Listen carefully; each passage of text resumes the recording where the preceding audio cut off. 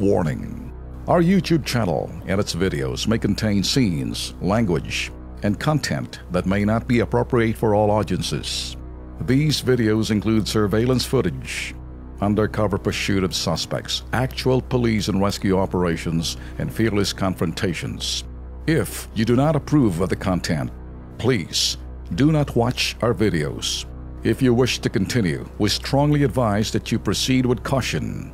Viewers' discretion is advised.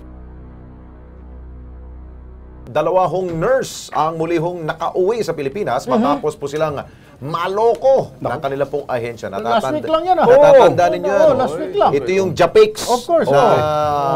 Certificate of Employment. Naalala ninyo ito? Abay, matapos po nila magsumbong dito sa Kilos Pronto. Ito po, mabilis ang aksyon. Good news. Ito po.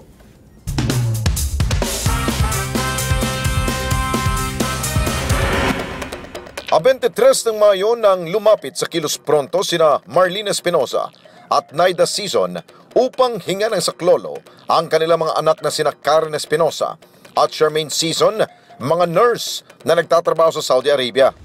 Nandito ngayon sa atin si Ma'am Josephine Tobiano sa OWA. Sa pakipagtulungan ng OWA sa Kilos Pronto, agad ginawa na hakbang upang masolusyonan ang kanilang hinaing. Malinaw na violation ng kontrata yan. Unang-una, peke. Talagang nakakatakot na any moment, pwede silang madampot, no?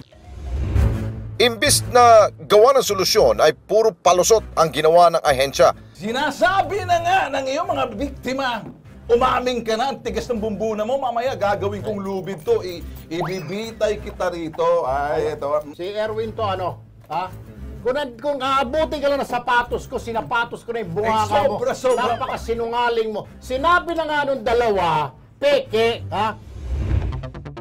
Kinabukasan ay pinatawag agad ng OWA ang kinatawan ng Al Jazeera Manpower Agency upang magpaliwanag at gawa ng aksyon ang mga hinaing ng pamilya. Subalit matapos sa paghaharap ng kapalmok sa kumag na representative ng Al Jazeera Manpower bigla atang nagka-amnesia. Sabi mag-interview sa baba. Mr. Cruz, kaya na umuo kami. Daw ayaw na, wala sa mga seri na nga. After 15 days, balikan kami ng agency para if ever na hindi namin nagawa, yun. You'll take the consequence. Makalipas eksaktong 15 araw ay nakauwi na rin ang ating mga Pinay nurses. Papasalamat po ako sa Kilos Pronto, especially po kay Sir Erwin, kay Sir Ben, tsaka kay Sir Alex. Isa po ako sa mga nurse na natulungan nila na mapabilis na mapauwi dito sa Pinas. Papasalamat po ako sa Kilos Pronto, especially kay Sir Alex Santos, kay Sir Ben, tsaka kay Sir Erwin Tulfo. Kung hindi po dahil sa tulong nyo, hindi po kami makakauwi ng kasama ko. Ito maganda rito, ano, dahil happy ending. Yeah. Kaya lang kanina nakita, ginawa ba natin yun? Ikaw may sapatos, ako may sinturon.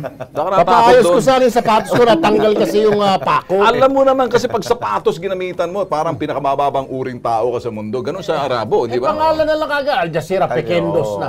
sabagay. O, news agency News yun. agency. Alright. Ikaw, nagalit ka, masasagot-sagot sa kaya binunot mo ni sinturon mo.